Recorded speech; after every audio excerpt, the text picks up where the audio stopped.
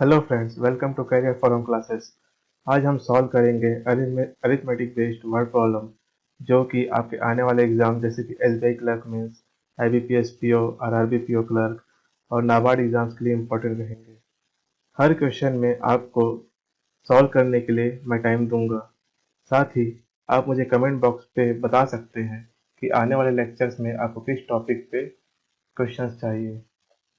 आपको कौन से सेक्शन स्ट्रांग या वीक लगते हैं, आप वो भी मुझे बता सकते हैं।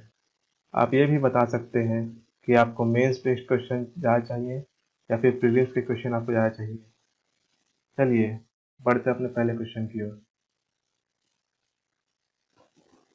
आप इस क्वेश्चन को खुद से सॉल्व कर सकते हैं। मैं आपको इसको सॉल्व करने के लिए 45 सेकंड्स दूंगा।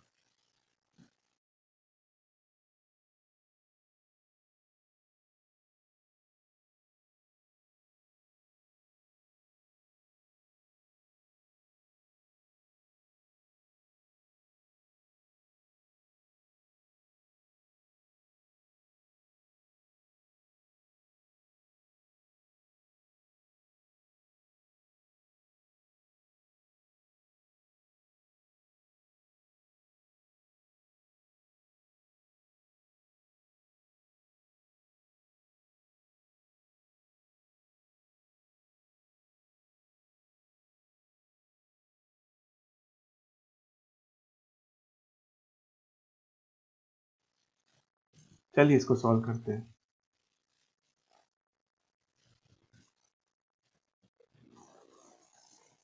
हमें दिया हुआ है 8 years ago the age of father and his son is in the ratio of 5:2।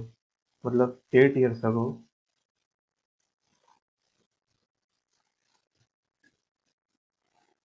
Father और सन के एज की रेशियो है 5:2।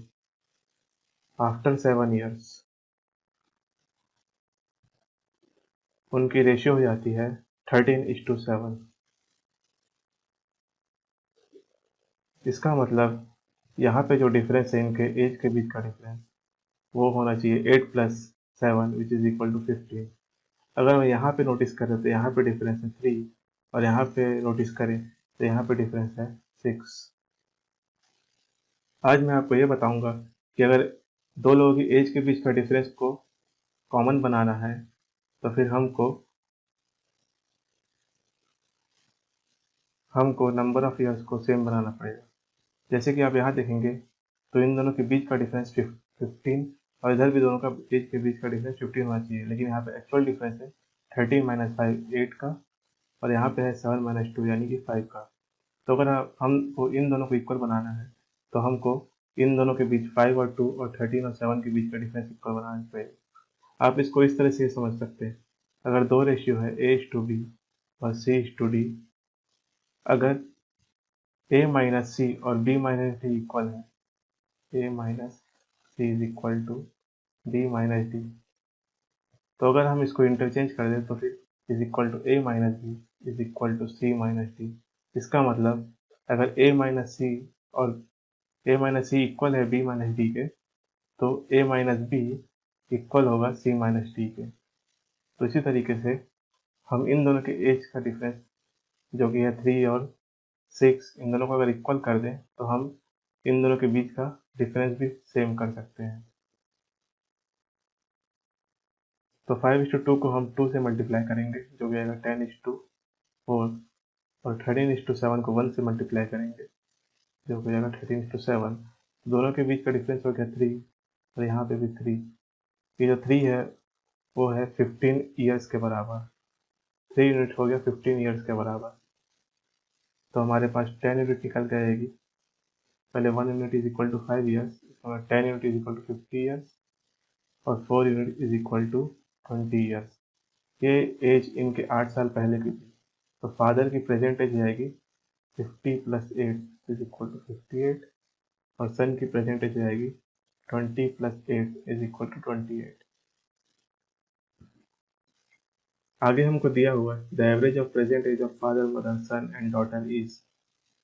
Father, mother plus son plus daughter, इनका average age is equal to 38। इसका मतलब फादर की एज है 58 मदर की एज हमको निकालनी है, सन की एज है 28 प्लस डॉटर की age which is equal to 4 is equal to 38। इसको सॉल्व करेंगे तो 58 प्लस 28 हो जाएगा 76 plus m plus d is equal to 38 into 4।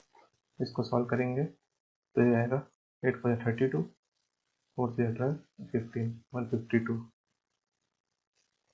तो फिर m प्लस d आ गया हमारे पास 152 माइनस 76, ये हो जाएगा 6 और 14 7 66। इसको हम लोग अज्यूम कर लेते फर्स्ट इक्वेशन। आगे हमें दिया हुआ है the difference of age of mother and is daughter is 34। मतलब मदर और डॉटर की एज का जो डिफरेंस है वो 34 हो गया। इसको इक्वेशन 2 मान लेते हैं। हमें डॉटर की एज निकालनी है, तो इसका मतलब हम इक्वेशन 1 को इक्वेशन 2 से माइनस कर देंगे तो डॉटर की एज निकल जाएगी।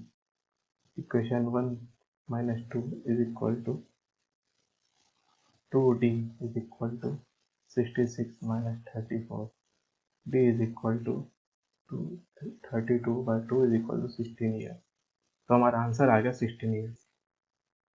चलिए बढ़ते हैं हम नेक्स्ट क्वेश्चन की ओर।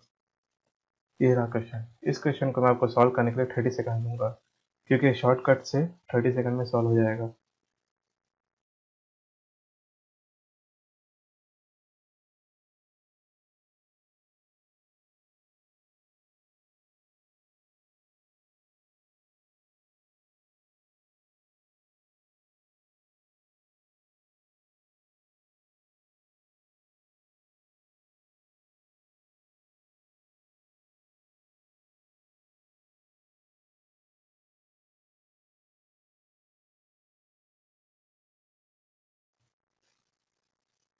चलिए इस क्वेश्चन को सॉल्व करते हैं। हमारे पास दो कंटेनर दिया हुआ है P और दूसरा दिया हुआ है Q। P में 56 kg सॉल्ट है और Q में दिया हुआ है हमें 36 kg शुगर। अगर P से 24 kg सॉल्ट निकाल दें और हम उसे Q में मिला दें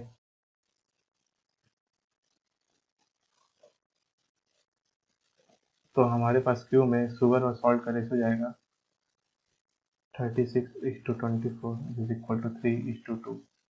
उसके बाद दिया हुआ है 20 kg of mixture from Q is taken. अगर 20 kg हमारे पास मिक्सचर निकालते हैं Q से तो फिर इसमें से शुगर और सॉल्ट 3:2 के रेशियो में निकलेगा।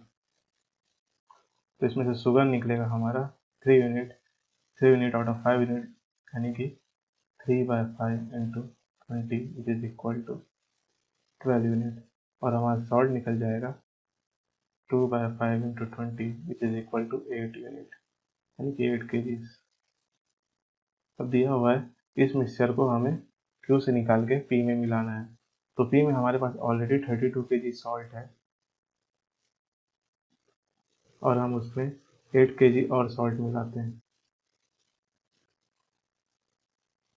और इसका रेशियो अगर हम शुगर से कंपेयर करें तो शुगर सिर्फ 12 kg है। तो हमारे पास 40 kg सॉल्ट और 12 kg शुगर आ जाएगा। हम इसको कैंसिल करें तो इसका रेशियो 3 और ये 10, यानी कि 10:3 के रेशियो में हमारे पास P में मिक्सचर आ जाएगा। चलिए अगले क्वेश्चन की ओर बढ़ते हैं।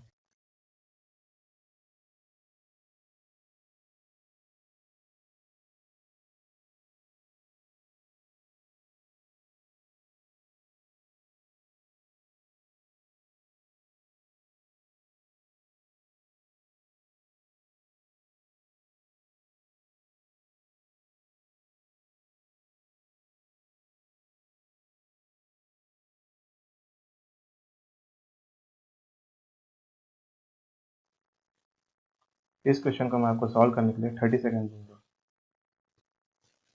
चलिए इस क्वेश्चन को सॉल्व करते हैं। हमारे पास क्वेश्चन में दिया हुआ है Raghu purchase some goods for 2700 and sold 1/3 of this goods at a loss of 10%। then at what gain percent should the remaining goods be sold to gain 10% on the whole transaction? मतलब रघु ने 2700 के goods खरीदे, हमें percentage में ही answer देना है, इसलिए अगर हम एक्चुअल वैल्यू ना भी ले तो हमें आंसर मिल जाएगा। तो इसलिए अगर हम क्वेश्चन को मान के चलो कि उसने 300 यूनिट्स के गुड्स खरीदे और उसमें से उसने 1/3 यानी कि 100 यूनिट 10% लॉस पे बेचे और उसने बाकी के 200 unit x unit gain percent पे बेचे। ओके, तो इसके बाद इसका जो होल प्रॉफिट है वो 10% हो जाता है। तो फिर इसको हम सिंपल एवरेज से भी डिनोट कर सकते हैं, जैसे कि 100 unit minus 10 plus 200 unit into x divided by total number of units यानी कि 300 units is equal to 10%। 0 cancel हो जाएगा और हमारे पास आएगा 2x minus 10 is equal to 30।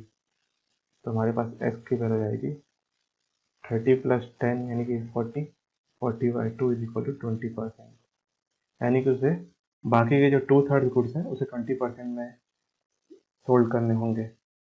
इस क्वेश्चन को हम एलिगेशन से भी कर सकते हैं, लेकिन ये इसका बेस्ट मेथड है। तो चलिए एलिगेशन से भी देख लेते हैं। अगर उससे पहले 1/3 गुड्स में -10% का लॉस होता है, तो मान के चलिए अगर उसकी वैल्यू एक्चुअल वैल्यू 100 रही होगी, तो उसके बाद लॉस के बाद वैल्यू हो जाएगी 90, और जो उसने गेन पे बेचने वाली है उसकी वैल्यू हम लोग अज्यूम कर लेते हैं x, और अब हम अज्यूम कर लेते हैं कि उसे पूरे इन दोनों को बेचने के बाद होल ट्रांजेक्शन में 10% का एवरेज प्रॉफिट हुआ, तो इसको हम लोग 110 डिनोट कर लेते हैं। इसके बाद हम इसमें एलिगेशन लगाएंगे, तो फिर ये 90 माइनस 100, 90 माइनस 110 और ये 100 माइनस एक्स, इन दोनों का रेशियो होना चाहिए। 90 जो यूनिट थी वो 1/3 थी और ये जो x यूनिट थी वो 2/3 थी, यानी इन दोनों का रेशियो 1:2। तो हम इसको इक्वेट कर देंगे 110 minus x divided by 90 minus 110 is equal to 1/2। तो फिर 220 minus 2x is equal to minus 20। तो हमारे पास 2x आ जाएगा 240।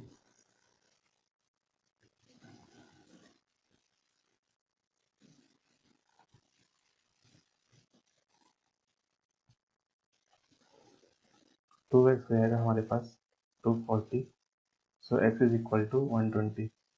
तो इसका मतलब है प्रॉफिट परसेंट जो है वो 20% है। फर्स्ट मेथड मुझे बेस्ट मेथड लगा।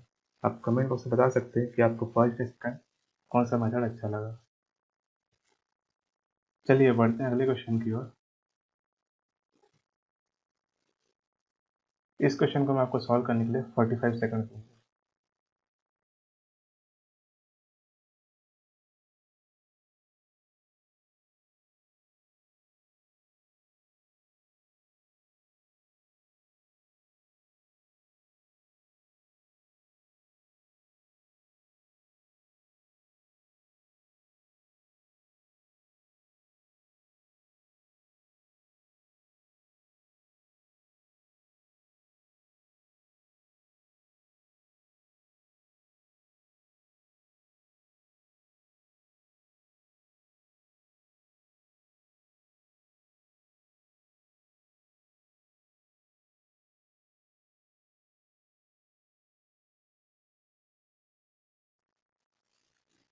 चलिए क्वेश्चन को सॉल्व करते हैं।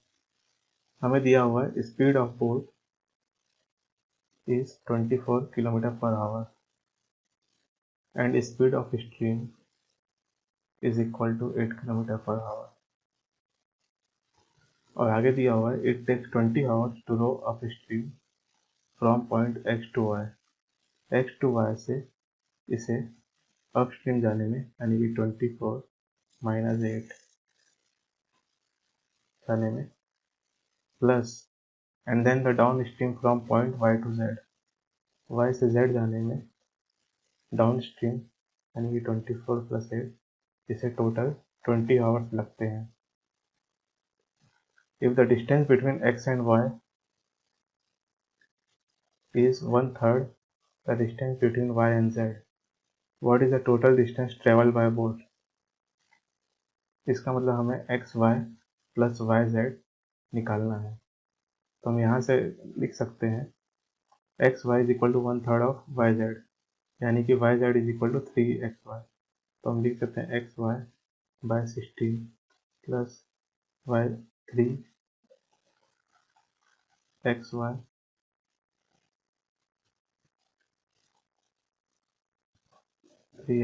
Is equal to divided by 32 is equal to 20। अब हम इसको सॉल्व करेंगे तो जाएगा, एलसीएम लेंगे 32, 2xy plus 3xy is equal to 20। तो हमारे पास हो गया 5xy is equal to 20 into 32। xy is equal to 128।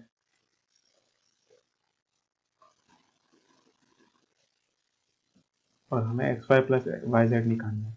तो हमें पता है कि वाई जेड जो है 3xy, तो फिर ये हो जाएगा total equal to 4xy is equal to 4 into 128 is equal to 512 kilometre. तो हमारा आंसर आएगा 512 किलोमीटर। चलिए सॉल्व करते हैं अगले क्वेश्चन को।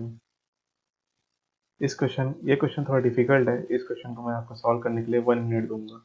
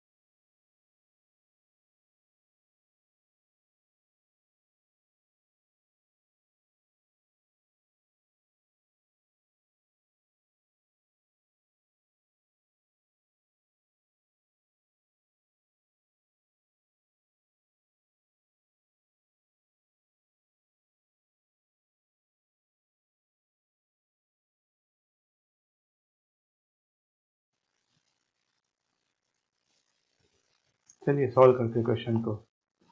3 sugar types of 45 kg, 75 kg and 50 rupees per kg are mixed in a particular proportion.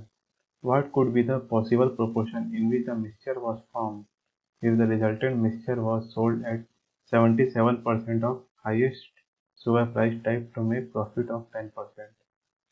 मतलब जो मिक्सचर का जो प्राइस था वो 77% of highest sugar price type यानी कि 75, उसमें 10% का प्रॉफिट किया हुआ था। इसका मतलब इसमें अगर 10% का प्रॉफिट है तो अगर हम सीपी निकालने के लिए तो फिर हम उसको मल्टीप्लीकेशन फैक्टर से मल्टीप्लाई करेंगे, जब ये आएगा 10/11, फिर आएगा हमारा CP, average of all 3 sugar types mixed in proportion. तो हमारा आ जाएगा 7,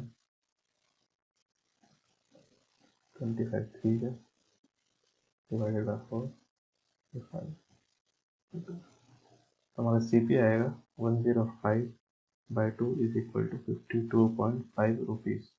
इस क्वेश्चन को हम दो तरीके से सॉल्व कर सकते हैं।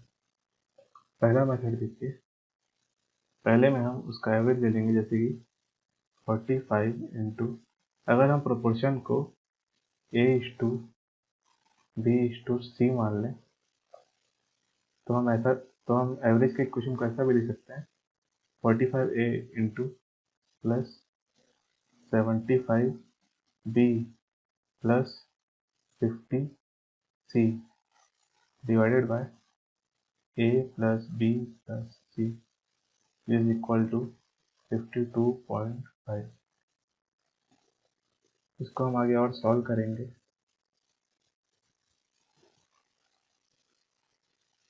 45A इसको हम 2 से मल्टीप्लाई कर लेते हैं।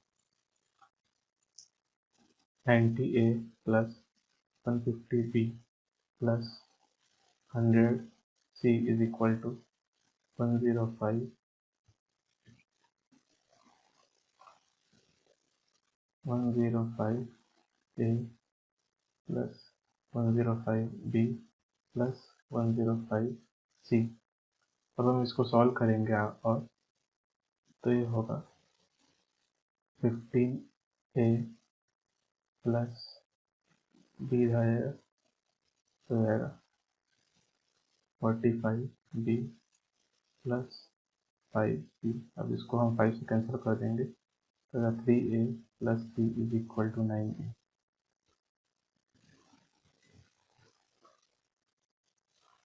अब ऐसे कोई सी भी 3 वैल्यूज जो कि A, B और C को सेटिस्फाई करती हो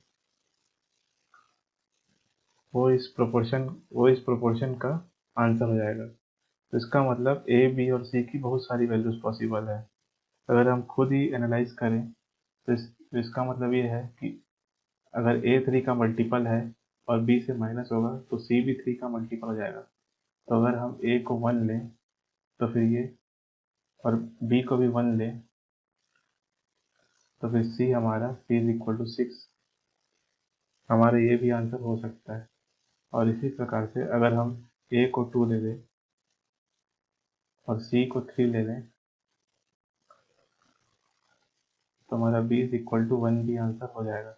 इसका मतलब मल्टीपल आंसर पॉसिबल है। तो इस हिसाब से हम आंसर में जो भी प्रोपोर्शन दिया हुआ है उसको हम वैल्यू में फिक्स करेंगे और उससे हम आंसर ले आएंगे। तो इससे तो हमारा एक चीज़ फिक्स है कि हमारे जो C है वो 3 का मल्टीपल होना चाहिए। तो इस ऑप्शन में से जो भी हमारा जिस ऑप्शन में भी हमारा C 3 का मल्टीपल नहीं है उसको हम कैंसिल कर देंगे।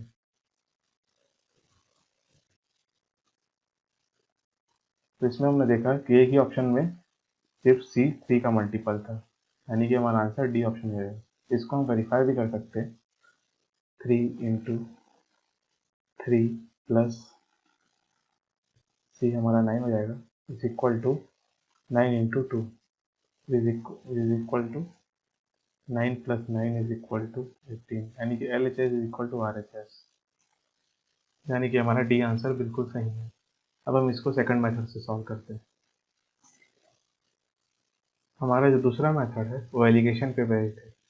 तो इसलिए हम किसी दो मिक्सचर को मिक्स करेंगे, उसके बाद बाकी दो मिक्सचर को मिक्स करेंगे, उसके बाद उन दोनों की वैल्यू को हम ऐड कर देंगे। यहाँ पे जो वैल्यू आई थी हमारे पास एवरेज वो 52.5 थी। इसका मतलब हमें जो हमें जो कॉमन मिक्सचर जिससे मिक्स करना है वो 75 होना चाहिए, क्योंकि एवरेज से ऊपर ही होगा तभी जाके हमें 52.5 मिल पाएगा। इसलिए हम पहले वैल्यू 45 लेंगे और दूसरी वैल्यू 75 लेंगे फर्स्ट केस में, और इन दोनों का एवरेज रहेगा 52.5। तो 45 माइनस 52.5 हो जाएगा हमारा 7.5 और 75 माइनस 52.5 हो जाएगा हमारा 22.5, यानी कि हमें पहले और दूसरे मिक्सचर को 3:1 में मिक्स करना होगा। और हमारे पास दूसरी वैल्यू आती है, हमें 75 और 50 को मिक्स करना होगा दूसरे केस में। तो हमारे पास 75 और 50 को मिक्स करेंगे, इसका एवरेज आना चाहिए 52.5, तो इसमें हो जाएगा हमारा 2.5 और 75 माइनस 52.5 हो जाएगा 22.5, यानी कि ये 1:9 के रेशियो में मिक्स्ड है। अगर हम दो मिक्सचर जिनका एवरेज 52.5 और 52.5 अगर दोनों को सेम क्वांटिटी में मिलाते हैं तो फिर इन दोनों का जो एवरेज होगा, प्रोपोर्शन होगा, वो डिस्टर्ब नहीं होगा। इसलिए अगर हम 3:1 जो कि A है तो ये B है, और 1:9 जो कि C है, इन दोनों को अगर हम ऐड कर दें तो हमें फाइनल प्रोपोर्शन मिल जाएगा जो कि रहेगा हमारा 3:2:9। यानी कि डी ऑप्शन। मुझे पहला वाला मेथड अच्छा लगा, आप कमेंट बॉक्स में बताइए कि आपको कौन सा मेथड अच्छा लगा। सेकंड वाले मेथड, दूसरे वाले मेथड में बहुत सारी वैल्यू मिस हो जा रही है, इससे पहला मेथड अच्छा है। चलिए बढ़ते अगले क्वेश्चन की ओर। इस क्वेश्चन को सॉल्व करने के लिए मैं आपको 30 सेकंड दूंगा।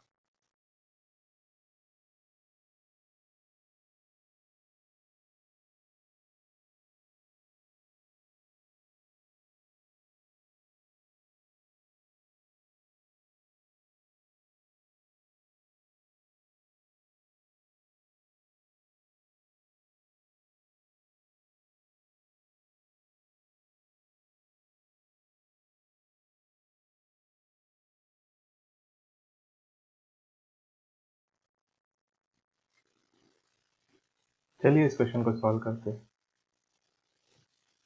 A student got 40% of maximum marks and fails by 30%। इसका मतलब हम मैक्सिमम मार्क्स अगर m मान लें और पासिंग मार्क्स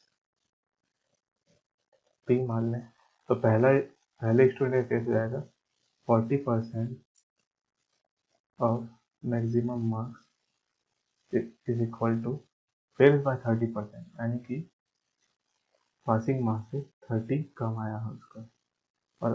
और अनदर दूसरा स्टूडेंट है, another student who got 52% of the marks passed by 78 marks, यानी कि p प्लस 78। तो अगर हम इन दोनों इक्वेशन को सब्सट्रैक्ट कर दें तो हमें पासिंग वैल्यू मिल जाएगी। तो 12% of m is equal to 78 minus of 30 is equal to 12% of m is equal to 108। हम 12 को 108 से कैंसिल करेंगे तो रहेगा हमारा 9 और 1, यानी कि 1% of m is equal to 9। तो 100% ऑफ m यानी कि m इज इक्वल टू 900। तो हमारा टोटल जो मार्क्स है वो 900 आ गए।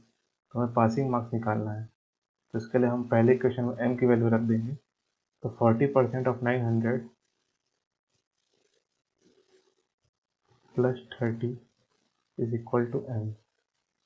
40% of 900 is equal to 360 plus 30 is equal to m is equal to 390। इस क्वेश्चन को हम ऐसा भी सॉल्व कर सकते थे कि अगर 40% ऑफ m उसमें अगर 30 प्लस करें तो ये पासिंग मार्क्स हो जाएगा, और that is equal to 52% of maximum marks plus 78, sorry minus 78। इसको हम सॉल्व करेंगे तो इससे हमारा m आ जाएगा फिर से 900, और इसे हम पासिंग मार्क्स निकाल लेंगे क्योंकि both is equal to passing marks. हम दोनों मेथड सॉल्व कर सकते थे। आप बताइए कमेंट बॉक्स में आपको कौन सा मेथड अच्छा लगा। चलिए चलते हैं अगले क्वेश्चन की। इस क्वेश्चन को सॉल्व करने के लिए आपको मैं 30 सेकंड दूंगा।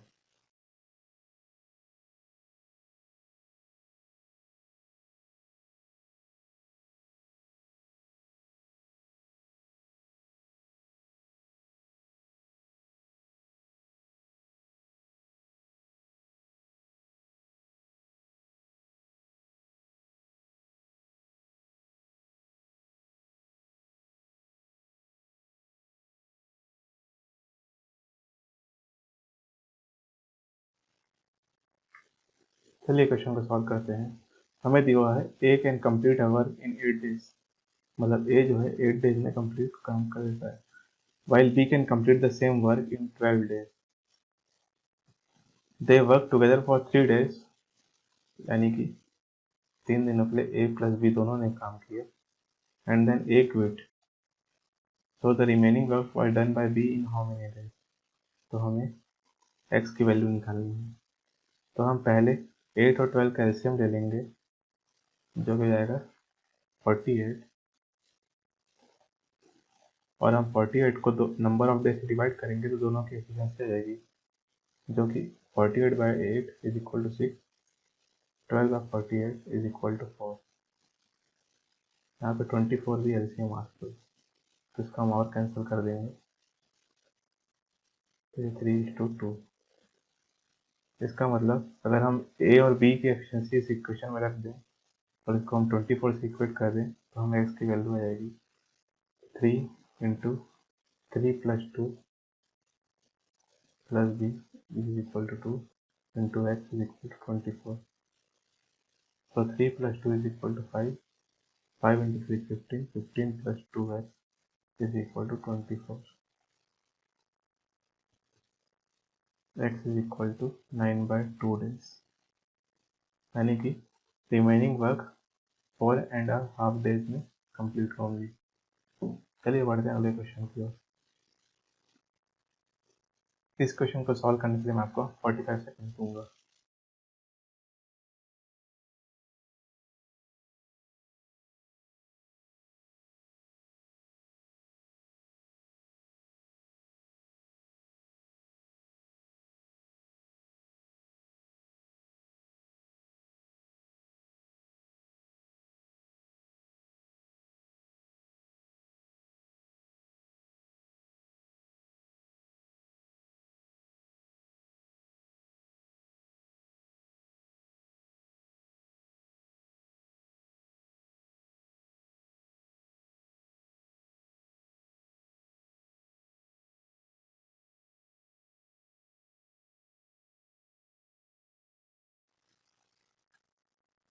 चलिए क्वेश्चन को सॉल्व करते हैं। The ratio of time taken by a boat to cover x+4 kilometre in up stream, यानी कि x+4 अप स्ट्रीम में। अगर हम स्पीड ऑफ बोट p मान लेते हैं और स्पीड ऑफ स्ट्रीम q मान लेते हैं तो अप स्ट्रीम हो जाएगा p-q to the time taken by the same boat to cover x+20 kilometre. अब हमें इन दोनों का रेशियो निकालना है, यानी कि x+20 by the water bye the same boat in still water, यानी कि स्पीड जो बोट जो है अपनी स्पीड चलेगा, यानी कि p which is equal to 4/5। आगे दिया है if the speed of boat in down stream में स्पीड ऑफ बोट रहेगी p+2 to the speed of stream, यानी कि q इज इक्वल टू 5:1। तो फिर इससे हमारा p और q के बीच रिलेशन आएगा, क्योंकि p is equal to 4q। आगे दिया हुआ है and total time taken by boat to cover x-5 kilometre in both up stream and down stream, यानी कि p+q plus x-5 p-q is 8 hours. तो इससे हमारी अब हम p और q की वैल्यू रखेंगे इस फर्स्ट इक्वेशन में।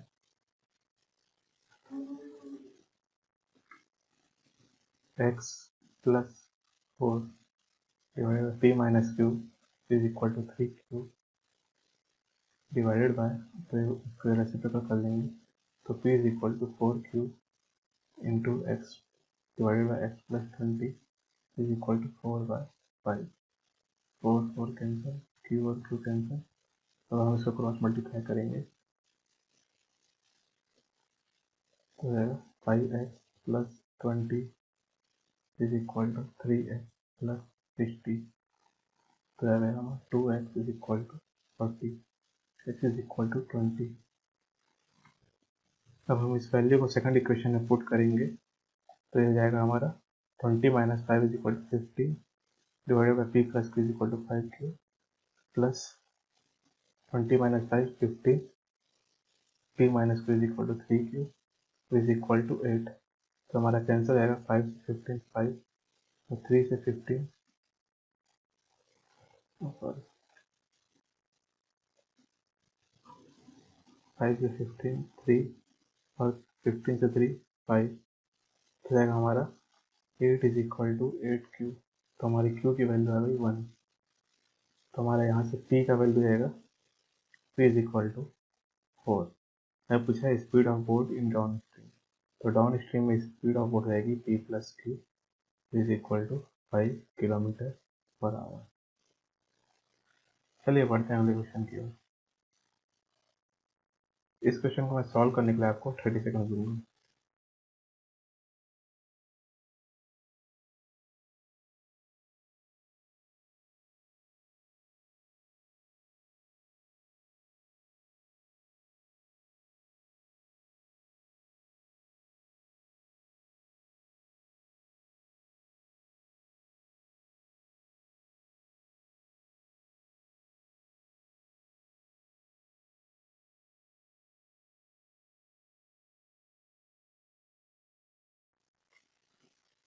हमें क्वेश्चन में दिया हुआ है देयर आर 5 रेड बॉक्सेस, इसका मतलब नंबर ऑफ रेड बॉक्सेस हम 5 ले लेते हैं।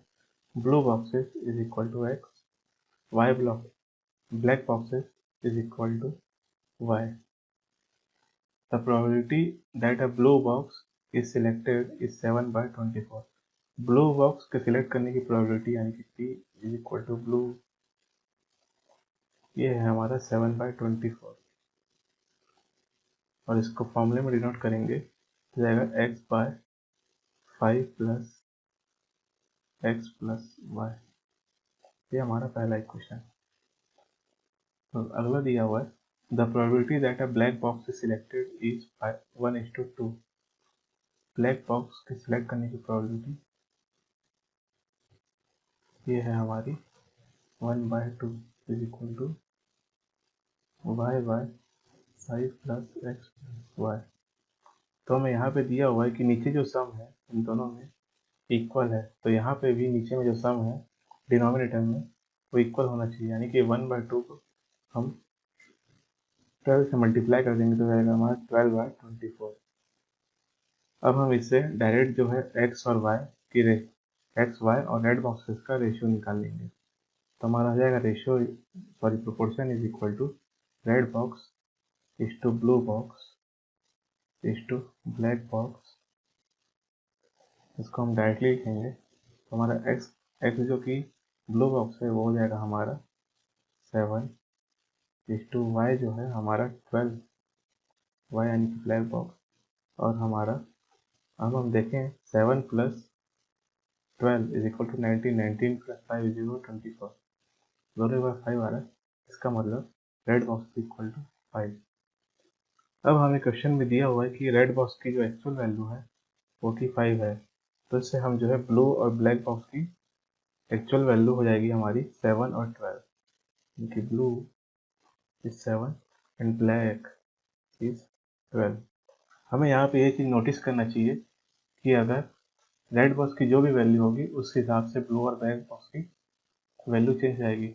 हमें जो इस इक्वेशन के बाद सॉल्व करने के बाद जो वैल्यू मिलती है एक्स और वाई की, वो अधिकतर इन कलर्स के बीच का प्रोपोर्शन होता है, ना कि एक्चुअल वैल्यू होती है। तो इसलिए अगर रेड इज इक्वल टू 10 हो जाता तो यहाँ पे हमें ब्लू इज इक्वल टू 14 और ब्लैक इज इक्वल टू 24 हो जाता। तो इसलिए हमें इस चीज़ का ध्यान रखना चाहिए। अब हमें x minus y plus x into y का वैल्यू निकालनी है। तो हमारा x हो जाएगा 7 minus 12 plus 7 into 12 is equal to -5 plus 84 is equal to 79। चलिए बढ़ते हैं अगले क्वेश्चन की ओर। इस क्वेश्चन को मैं आपको सॉल्व करने के लिए 45 सेकंड दूंगा।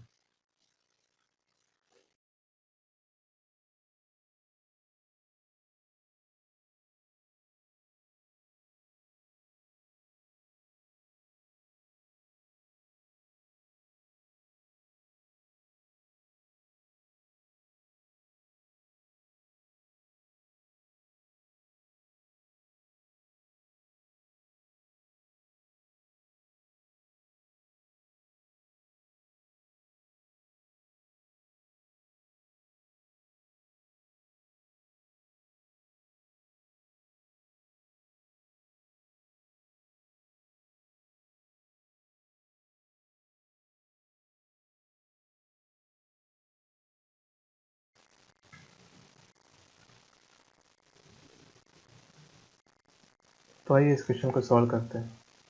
एक ट्रेन है, अ train x is running at a speed of 126 km per hour and crosses a man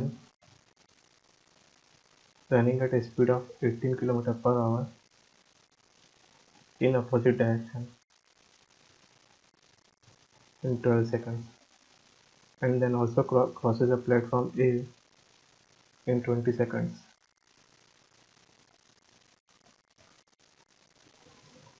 तो हमें पहले 126 को मीटर पर सेकंड में कन्वर्ट करेंगे।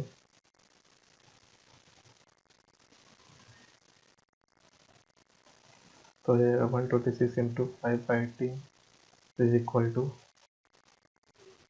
7 इंटू 5 इज इक्वल टू 35। 18 को भी हम 5/18 से मल्टीप्लाई करेंगे तो जाएगा 5 मीटर पर सेकंड। आगे दिया हुआ है the train crosses platform A in 20 seconds.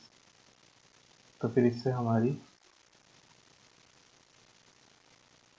उससे पहले दिया हुआ है the man and train crosses in 12 seconds, यानी कि तो लेंथ ऑफ ट्रेन हो जाएगी हमारी 12 into sum of both man and train, क्योंकि दोनों अपोजिट डायरेक्शन में रन कर रहा है।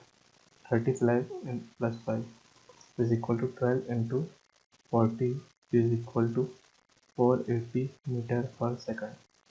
तो इससे हमारी लेंथ ऑफ ट्रेन आ गई 480 metre.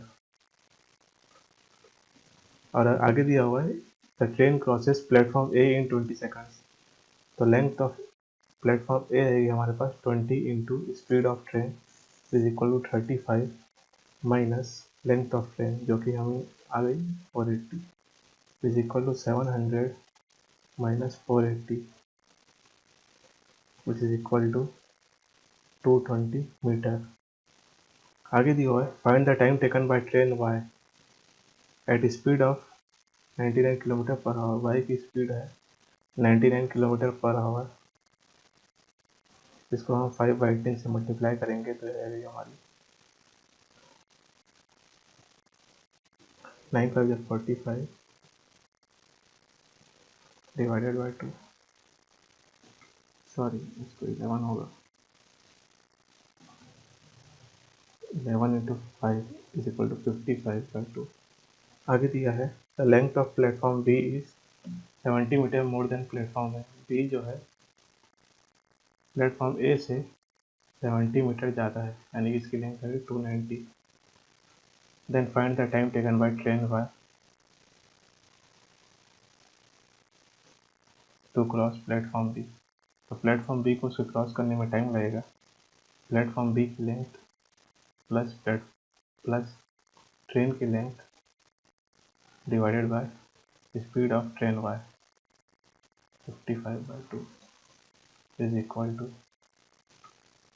0 970 70 divided by 55/2 is equal to 5/70। इसको हम 5 से मल्टीप्लाई 40, तो जो टाइम हमारे पास आ गई वो 28 सेकंड। उम्मीद करता हूँ कि आपको ये सभी क्वेश्चन समझ आए होंगे। ये हमारा लास्ट क्वेश्चन था। इसी के साथ हम इस सेशन को एंड करते हैं। आप आने वाले लेक्चर्स में और किस टॉपिक पे लेक्चर चाहते हैं आप मुझे कमेंट बॉक्स पे कमेंट करके बता सकते हैं।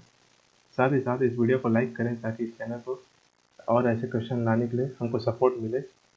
आपको यहाँ आने के लिए धन्यवाद। Thank you.